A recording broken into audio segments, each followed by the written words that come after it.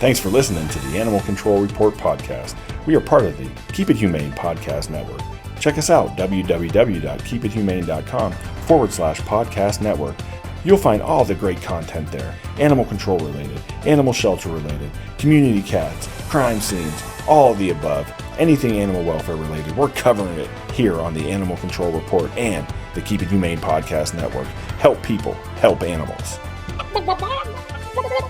Welcome to the Animal Control Report with your host. God. I don't know if I want to be a part of that one.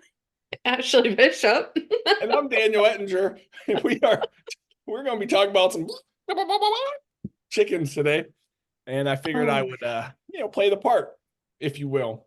Also, I was about to show up with no shirt on, but I didn't think that was appropriate for the podcast. Even though, I mean, you probably have chicken legs at this point, so I guess and shorts on. Just quickly, we're gonna jump into some stuff, but before we do that, don't forget to wait around for the supplemental report. We're gonna talk about some good stuff there with Rae. What do we call it? Rae After Dark. That's her new nickname. If you are watching on YouTube or Spotify, you'll see why we call her Rae After Dark. She's a ray of light. Maybe she needs a ray of light. Well, always, please check out our website, all that good stuff, keepithumane.com. Check out our podcast network. That is keepithumane.com/podcast network. Do all that fun stuff. Please like, share, rate the podcast. Also, since we're talking about chickens, I'm going to wing our advertisement today from Tomahawk Live Trap. Dude, that Gravity Pro Series door trap, man. That Gravity trap, like Kyle posted a video of that. And I know we saw it in person and everything, but it's literally the coolest trap on the market. I try to get our department to get it, and they're like, okay, cool, send me some info. So hopefully we get some of those. Check out the website again, livetrap.com. If you use discount code Keep It Humane, you'll get 10% off of that. Awesome. Honestly, any product, but you'll get it off of that new Gravity Pro Series door trap. So I think that's what you call it. I highly suggest everybody check out the video because you can see Dan's hair dancing. Wait, my hair? Oh, the video here? Your hair is dancing. Check us out on YouTube. We're fun. We do all the good stuff on the what are those things called? Socials? The socials? Yes, socials. And so check that out. Don't forget to like, share, subscribe, all that good stuff that we already talked about. So, Bishop, I have a confession. Did I lose you over the confession? She's frozen. Is everybody frozen? Rae, are you frozen? No. All right. I thought you were just giving a dramatic effect there. Bishop, are you back? Okay. I am. So, oh yeah, no, it was apparently my internet connection, because if you would have heard, it sounded like a chicken, actually. Like you were like, brick, brick, brick, brick, brick, brick. But I have a confession, Ashlee. I was going to text you this morning, but I was like, you know what? It'll be better to do this live. Oh, good God, Dan, another one? I had a dream about you. Oh, okay. And this is why we call it After Dark. So, my dream was very, very, very, very short. But I dreamed. Like you think I am. You are actually somewhat short. Rae, though. Sure. Rae After Dark is way shorter. You've never seen me after dark. So, Ashlee, I dreamt that you won $90 on a slot machine. So congratulations. All right. Yeah. I mean, Taka, not last year before, you put me in for the stuff and I won because of that. So you're a winner. Apparently. Rae, what are we teasing for our segment later, the supplemental report? What do you got going on for that?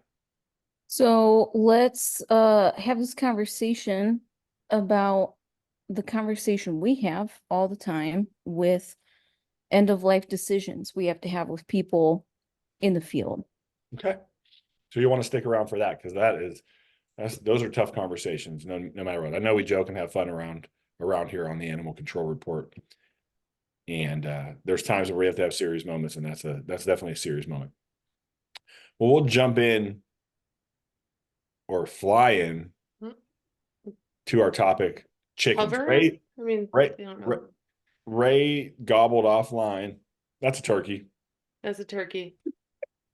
She was clucking. We're going to call this episode Cluck Around and Find Out.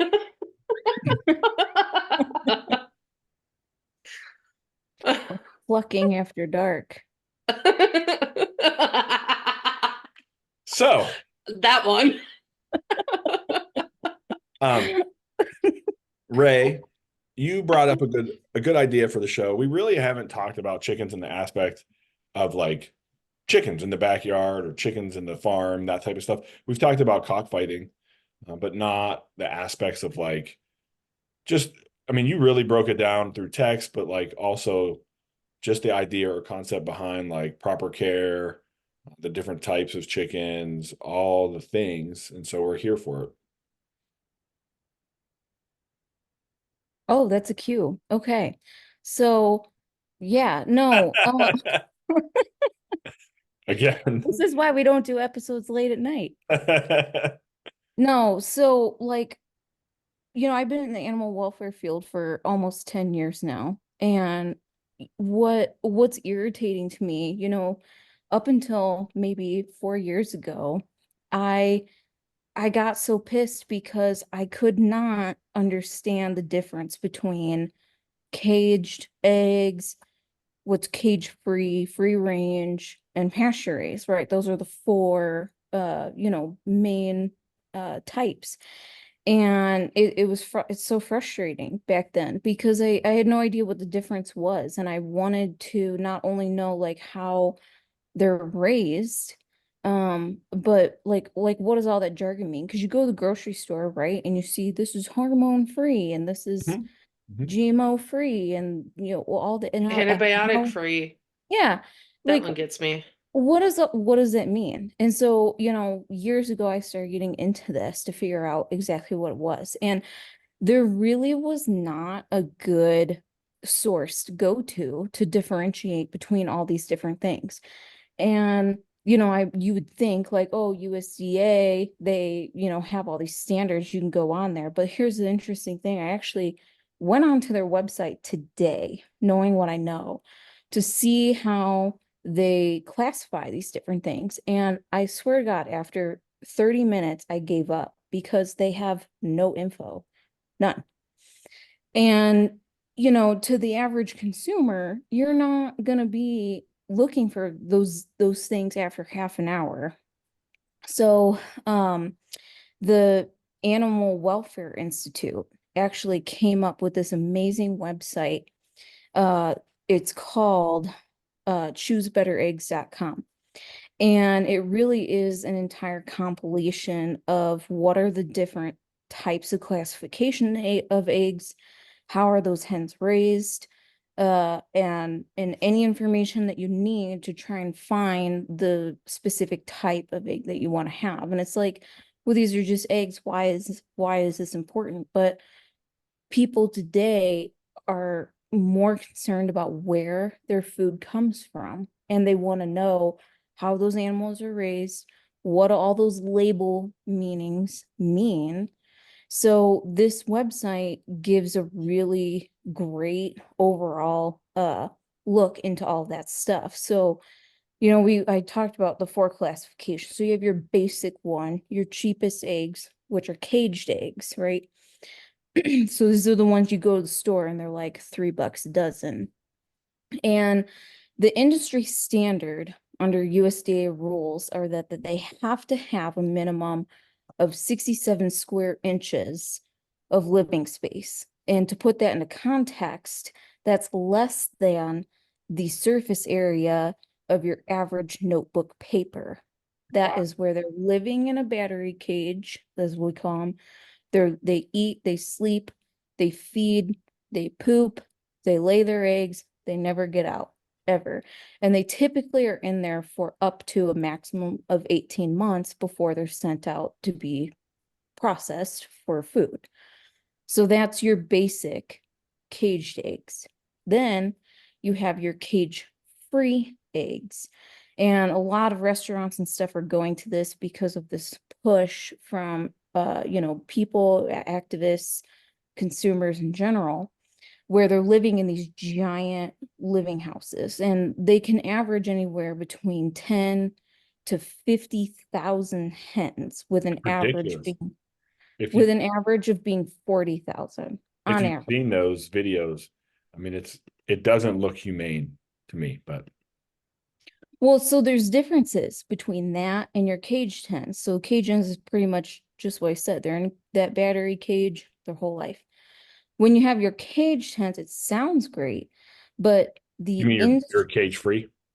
I'm sorry, yeah, your cage-free hens, it sounds great, like they're living in these giant houses, but there's no standard for ventilation, there's no standard for light. Um, the industry standard per USDA is that they have to have 144 square inches of space, which is a 1 foot by 1 foot area per hen. That Okay. is the standard. And there are some other things that go into it, like having perches, but only 20% of those perches have to be off of the ground. And that's pretty much it. How So is it perch if it's not off the ground? that's what the USDA says. So I'm just giving the facts. This is not a personal opinion. This is what is on their website. This is what their standard is, right?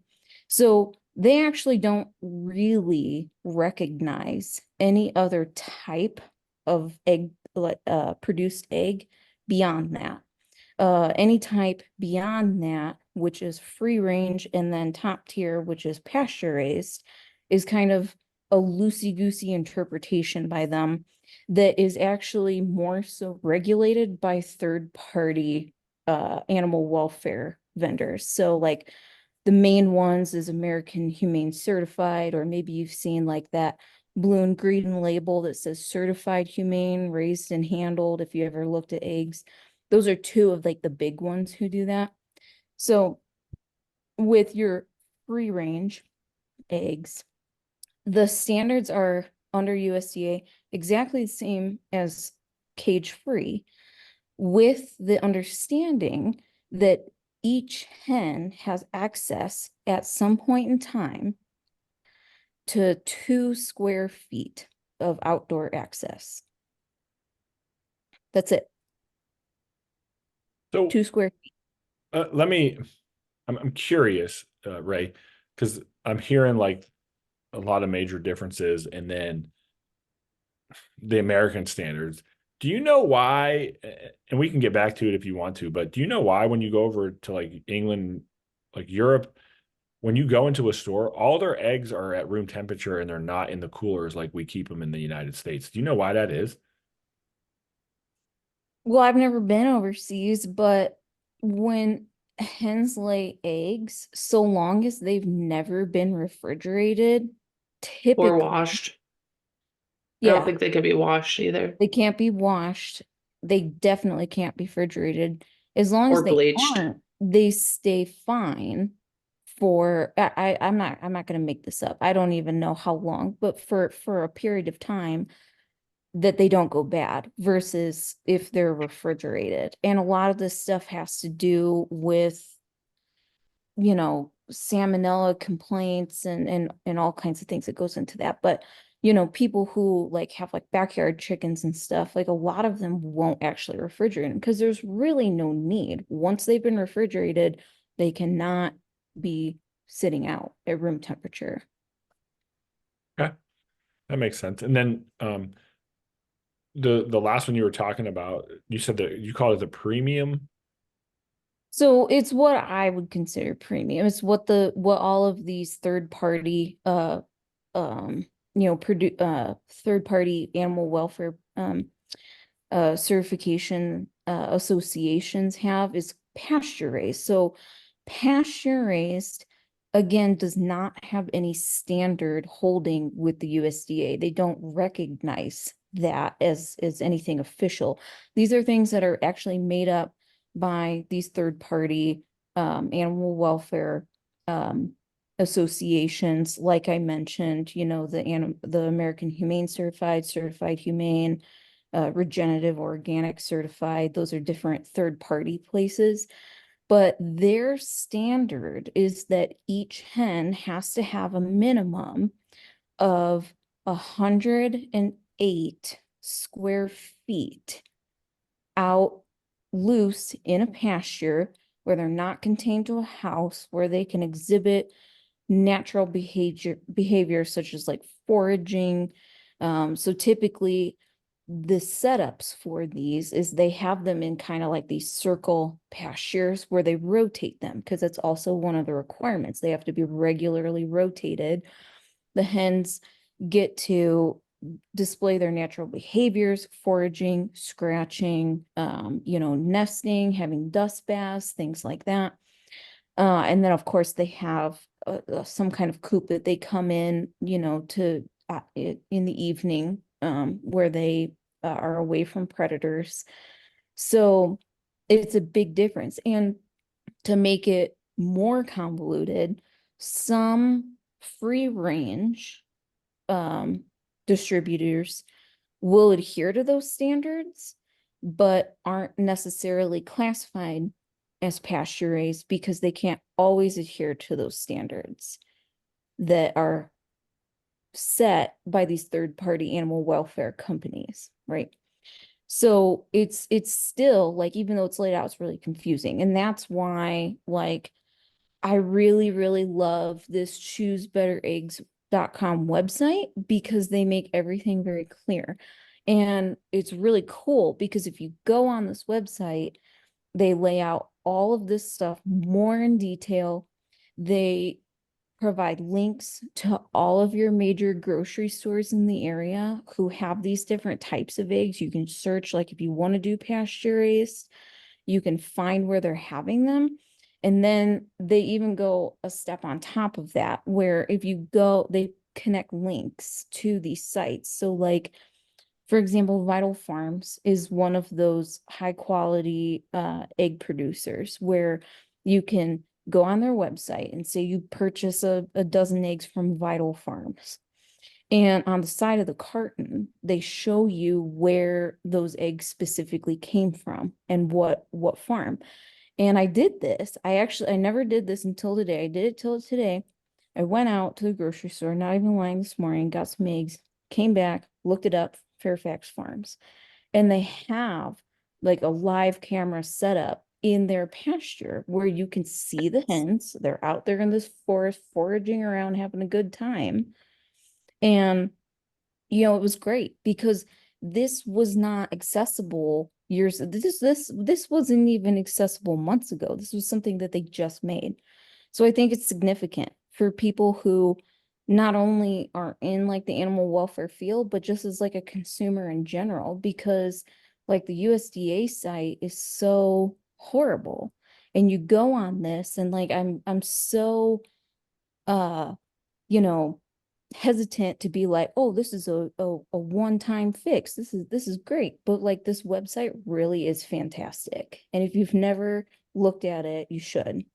I'm curious, Rae, like, how do we tie it back into animal control officers and the work that they do, maybe inspecting somebody's just personal chickens on the property? Are there any tips or anything that they can look for that may be given from a website like this? So like they know that, you know, I know like in certain areas there are certain standards from the city ordinances and things like that, but like how would an officer that's not familiar with a chicken outside of Carl's Jr.? No, what's the place called that everybody likes? Chick-fil-A. That's the one. How would they know like if a chicken is appropriate weight, or if they're feeding the right feed, or they have, you know, there, aren't mites? Like, how do they do all that stuff? Well, that's more so going to be like specific training. So NACA has been doing these online trainings recently, and they did one specifically on poultry investigations that I actually attended. It was a free training. I think it was like an hour or two long. And they really went in depth about like molting and different diseases to look for, with like botulism and what chickens, end up looking like once they, if they get that. They, in that training, they talk about, Bumblefoot. they do talk about bumblefoot. They actually have a slide where they take the entire digestive tract out of a chicken and have it laid out in chicken form, like not stretched out, like how it looks. So you can see those things. Like if you're ever going to do a necropsy or whatever, then you could see like all these organs that maybe you didn't know about before. Like, I'm not gonna say I'm a chicken expert, right? I don't have chickens, I've never owned them, but it's a good training. And so, the website I'm talking about is more for like consumer based stuff. It does give some information about like housing techniques and how to like make them happy and give them like, best life if that's something you care about. But again, it's all going to be determined by like what your jurisdictional ordinances say about housing and conditions. And as far as what to look for when doing investigations like this, it's just going to be up to training. And so if you don't know, if you're interested, then that I think that NACA ends up keeping those recordings. And so you can do it. It's a poultry investigations recording. It was really great. So I recommend that for any APO. My guess would be it's under the Justice Clearinghouse. Yeah. That's where they've been doing all their stuff lately. I think so, yeah. Um, do you guys both have allowed chickens in your urban areas? Mine does, yeah. And we have, like, where I'm located, it does get very rural. So the chickens, there are some regulations, more so with the roosters, just due to like noise complaints and such. You are allowed to have them. And I know where Ray's at, you are not allowed to have them, but it just depends on local jurisdiction. I actually, believe it or not, you might know this, not know this. I actually owned chickens for a short period of time, and they were great. They would lay eggs and eat all the little bugs. This story, I kid you not, this story still to this day kind of freaks me out. I was I was watering, I think I was just filling up their waters actually, and the hose kind of like fell, and the way that I built the enclosure was actually I built it so foxes or coyotes or even any other animal couldn't dig under. So I put chicken wire in the ground, but I had um, they were 4x4s in the ground. I laid those in the ground so that they were there, and then there was chicken wire under that. And somehow the hose got under that, and little baby mice ran out fast. Like they were like, and the chickens ate those things faster than I could blink.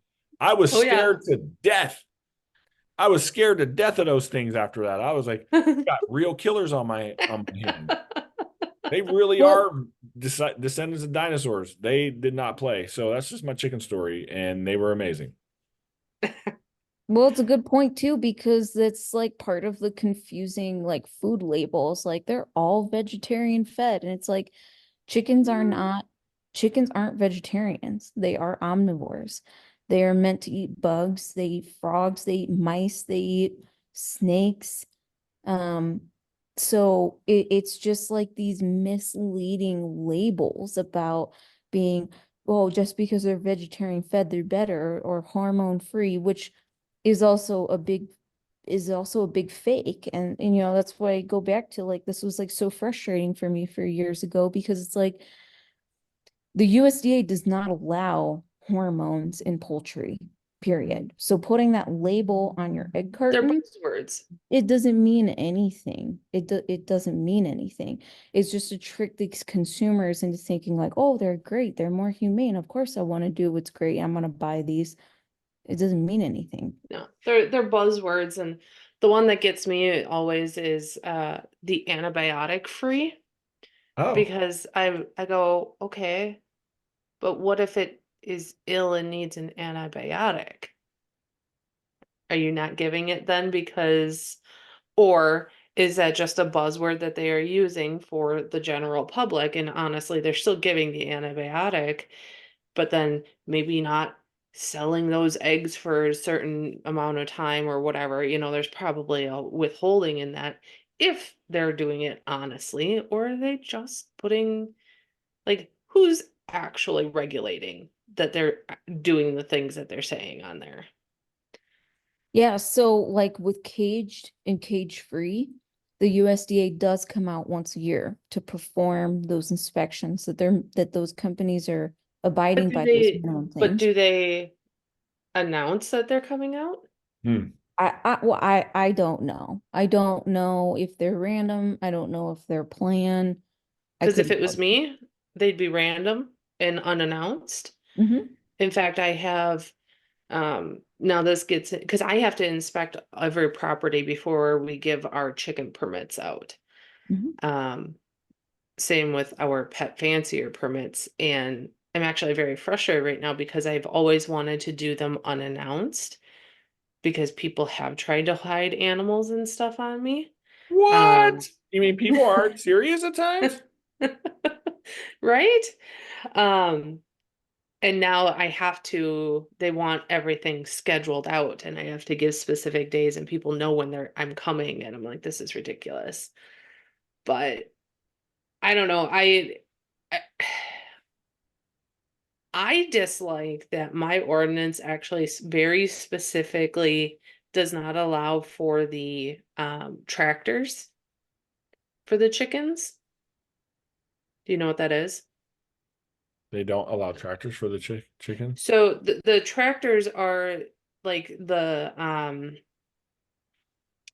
now I'm pulling a Dan here and can't think of the word I want, but like the run, but it's movable, so you can move it to different parts of your yard. Hmm. They want everything to be stationary so they don't ever get to go anywhere else in the yard. And I couldn't get them to budge on that when they were making the ordinance. Hmm. That seems counterintuitive. Yeah. Yeah, that's odd. Did they give a reason? So they are incredibly specific as to being 10 feet from a lot line, 25 feet from any residential property not belonging to the owners of the chickens. And because I have to go out and do the inspection, their thought was, well, we're not going to go out and inspect every day if they are using this tractor and moving it around the yard. So, That's interesting. Can yeah. I ask You can what ask, we might not answer. what states what states because I'm pretty sure it's California that has like a cage-free law. Like so chicken farmers can't do the what'd you call them, battery pens? Battery cages. Yeah. Are you familiar with that? Is that on that website? I'm sure there's a link to it. I didn't scroll through because there's a lot of stuff on this website. And if it's not specifically listed on here, they give you proper links to go to for that info. But I think you're right. I know Colorado has one where it's all supposed to be cage free by like 2025, but it depends on ordinances. So when it comes to free range and pasture raised, like I said, the USDA like doesn't really have a standard for that other than the same thing that goes for cage free plus a minimum of 2 square feet outside at some point in time in their life. But that usually is more so regulated by the states. And so that's why it's been more so up to these third party vendors, these animal welfare associations to perform these kinds of inspections specifically for free range and pasture raised. And a lot of egg companies actually do partner with them. Uh, because if you're going to be spending that much more money on them, they want to make sure that they're actually going to have that standard. And, because the people who are actually looking into this stuff and purposely buying those products, they're going to want to know exactly where it's coming from, right? So, yeah, it's shocking though. But yeah, I would just encourage everybody, if you have any kind of interest in that at all, to go to that website, choosebettereggs.com, and look at that stuff. Because it has a lot of good info. Well, I'm all yoked out about these eggs here. Being a person that doesn't eat animal products, for the most part, I will occasionally. I haven't had like an egg, like a sunny side up or a scrambled or anything like that, but occasionally in baked goods, I will. And I think it's important that we know where our food comes from. I do, and it's cool hearing it from somebody else that's not vegan, that values the. I wish we could call it humanity, but that doesn't make sense. The humanity, Bishop. Wow. The humanity. No, because now it sounds like you're talking about manatees. We had a show. Do you remember that show we did? Episode probably like 62, where the person carved Trump into a manatee in Florida. Do you remember this episode that we did? Yes. Isn't that wild? I do remember that. Yeah. For all of our listeners, they are archived, so you can go back to whatever episode it was. I'm pretty sure it was called "Don't Have a Sea Cow Manatee," was the name of the episode. And somebody now, what we determined though, I know we're getting a little bit off track, but it's okay, is there was no harm done to the manatee because there's like a layer of like algae that grows on the manatee. Yeah. Outside But of they still got caught and faced fines for it. well, because Didn't it's a they? protected, yeah, it's a protected Yeah. protected animal. Wait, Dan, would you eat an egg? Like whatever.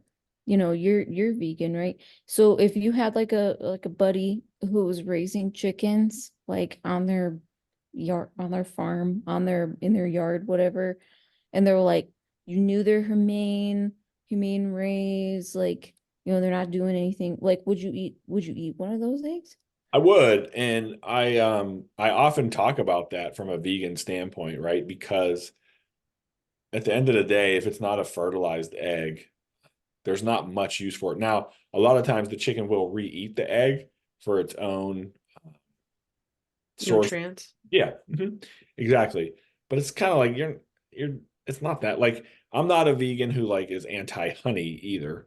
And so I'm not that strict. I'll probably get kicked out of vegan clubs if they heard me saying that, but that's okay. Like that's okay. But 100%, and I have What'd you do with the eggs you got with the chickens you had? I don't think I was vegan at that time. Ah. That was over like 5 years ago. So But there's different types of vegans though. Like you have like your hardcore, like no, even like no honey. But I've talked to vegans who are like, if there's like a stir fry or whatever, they'll pick around the meat, like they won't eat it. I've talked to some that's like, oh, if you're gonna have, a bowl of, ramen or whatever, and there's a poached egg, it's like, why not have it? It's already in there, otherwise it's a waste. They're not gonna actively seek it out, but if it's in there, they will. And like there's like different levels, right? there's some that'll throw red paint on your fur coat too. So I don't have any of those, so I'm just saying from the aspects of like, the types of vegans, but we can hold that for another show. Dun, dun, dun, dun, dun. Ladies and gentlemen, it is time for the supplemental report brought to you by the Humane Educators of Texas, the humaneeducatorsoftexas.com. Check them out. They have some great stuff going on. It is supplemental report time with Rae After Dark. I feel like I've been doing a lot of the talking though, so it doesn't feel very special. Well, but it's still the supplemental report, and that's your job. Wow. You really brought up a cool idea, and I don't know if it's cool. I was actually talking about this today. I'm sitting in a hotel room, though you can't tell because I have a virtual background on, and I'm out in Missouri, and we have a large class yesterday, today, have one tomorrow, and it's an interesting conversation that I had with them. And these are folks that are in the military, so they're not animal control folks. We have some veterinarians, a lot of military police, detectives, etc. And I stopped the session today, and I was just oftentimes when I teach, as both of you know, my attention to no, that's not the right word. My attention span, not attention to detail. Sometimes my attention to detail too. If you got a certificate recently from me, you know what I'm talking about. That's okay. However, sometimes I just talk, like I just want to have conversations. And I was letting them know that our profession, animal control, is so unique in the aspects of there are times where, we might have to put down an animal that in other means may not need to be euthanized outside the fact that there are some behavioral issues to other animals, maybe not people, right? But it's a safety risk to the community because we can't trust that somebody's going to keep it away from the backyard chickens or the neighbor's cat or another dog, right? Mm-hmm. So just the general like thought process of euthanasia, it's not something that many people do. And so with Ray's supplemental report, it was more so focused on like I think you were talking about owner surrenders like in the field and or like somebody that has an animal that is maybe not receiving what we would call palliative care. And thankfully I'm surrounded by two vet techs. And so the palliative care, at least providing some comfort for the animal during those last stages of their life. And so if somebody's just going to allow it to suffer, do we have that quality of life conversation with them? And how do we do that? Mm-hmm. Yeah, I think the best, so it's difficult. It's probably easier to talk about this with an example. So I had a call one evening for a baby crying in an apartment. And I get there and there's two police officers inside this unit. And as soon as you walk into the unit, there is a closet, like a coat closet, that's partially open. And there's two dogs in there. Well, there's a Pomeranian, is fine. And then there's this Doxy, this Dapple Doxy laying outside. And you could tell this thing is old, like 17 years old.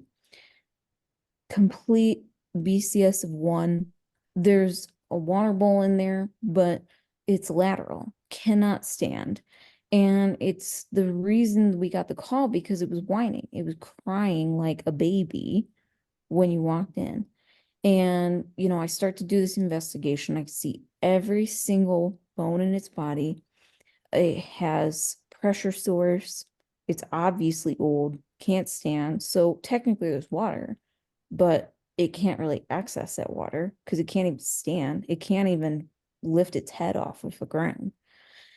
And eventually the owner comes back and, she's upset. And she shows me all this medication that she'd been giving this dog. She showed me paperwork that she had actually taken this dog to the vet last time, like 6 months ago. But I look at this paperwork and see that at the time the dog was like 17 pounds. And at this point, my two dogs are no more than 13. And this dog definitely was not even 13. So I'm like, how does your dog lose, 7 pounds in 6 months? It's obvious because it can't move. And so, that's where it comes in that palliative care. Like, yeah, it had recent, I guess, vet care, but I told her if the vet was seeing what I saw now, I highly doubt that they would tell you that the dog was having a good quality of life based on the condition, the pressure sores, the fact that it can't walk, it can't stand. And I actually had the police officers take my phone and do a recording while I tried to make this dog stand on its forelegs. And it just couldn't. It was like taking a piece of cardboard and it would just flop over. Oh. So, at that point, I just told her, you have 24 hours to get it to a vet. And I went to that vet the following day and I told them, this is the condition. This is what I saw. She's supposed to be bringing the dog into you. And, you guys need to have that conversation. That I had with her on scene was, this dog has zero quality of life. Like, if I could give you negative quality, like negative points, I would. Because I know that you love this dog. She talked about how she had him since he was 8 weeks old. She spent all this money. She showed me form after form after form after form of all these vet visits that she's had. Like, she was, arguably a responsible owner, but just had that hard time of letting go in the end. And so you have to have that hard conversation of, like, look, I don't want to seize this dog from you and issue neglect charges, but it's coming to that point because this dog is not doing well. And I'm giving you an opportunity to make that right decision and talk to your vet, because this is what's going to happen if you don't. And it's not going to be good. And that's not a conversation that, at least for me, being an APO, I was ever trained on. Like, Yep. I never got that experience for several years, actually, even when I was on my own. It was just that conversation that I had to learn to develop over time based on a variety of factors in whatever situation I came into. So it's not an easy conversation to have, because you're keeping in mind of the welfare of the animal, the conditions it's in, what is the past history of veterinary care, and what is the relationship with the owner and their access to care and things. So there's a lot of factors that go into it. So I have one that, on a different note, I have a dog that I had to declare dangerous. And I knew very well that the family was going to struggle with this dog. Strangely enough, through a lot of different events, I've actually declared like 5 of their dogs dangerous, and they are mostly litter mates, um, of shepherd mix types. But the one in particular, it was this particular situation. We had 2 dogs get out and they attacked a little boy. One of the dogs was very clearly more the instigator than the other. And the dog that was the instigator was 7 months old, quite aggressive. Um, and the conversation with the family went like this. First of all, I have a very, very good rapport with this family for having declared so many of their dogs dangerous, as well as actually having them euthanize multiple of them because of aggression issues. I built up a great rapport with them. And I also knew that they had, a lot of mental health challenges, PTSD and things like that, that ran in their family as well.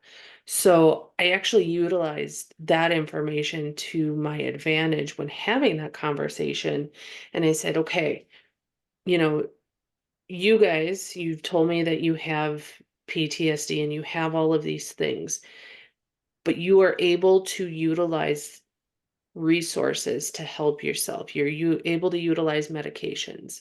And I explained to them, like, yes, there's the potential there for medications for the dog, but you guys are financially strapped. There's a hard time getting to the vet and getting, the medications on a regular basis, and then making sure the animal's taking them regularly. I said, you get to go to things like therapy. You get to talk about your problems and you get to explain it.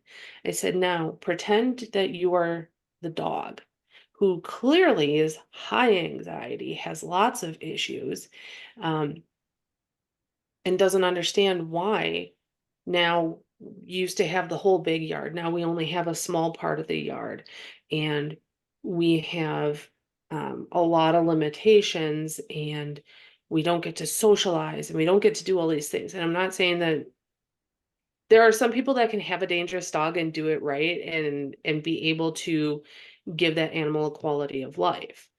But again, based on this family, I was able to relate it back to their anxieties, their PTSD, their other mental health issues. And I was able to get them to go, you know what, you're right. Um, I wouldn't want to live like that if I was not able to understand my diagnosis. And so I don't want to make my dog live like that. Yeah, because what's Um, the other difference? You go to the vet, maybe best scenario, they give you trazodone, then you're jacked up on trazodone for the rest right. of your life. Exactly. Well, and we can How is talk that about any different than being sent like staying in a crate? Yeah. that as a whole episode at some point, because that is a movement where dogs are drugged. And I wish we had more time for that tonight. We don't. I will say it was really hard for me, Rae and Ashlee. I'll be honest. When I worked a job where I had a supervisor who was not supportive of having conversations with owners about end of life things. I think it was What? based off, yeah, it was based How? Why? um I really truly believe it was based off of her religious beliefs. It was a hard conversation to broach because of that, and I never wanted to make it personal.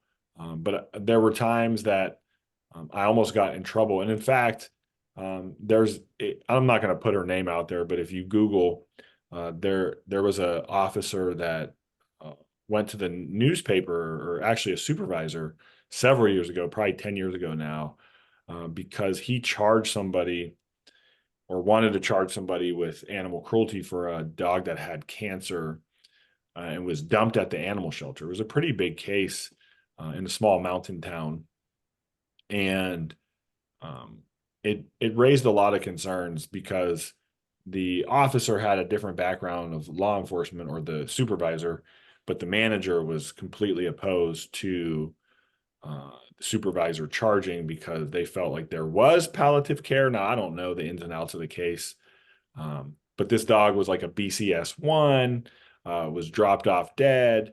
He wanted to do a necropsy. The manager wasn't about it. It was a whole to do.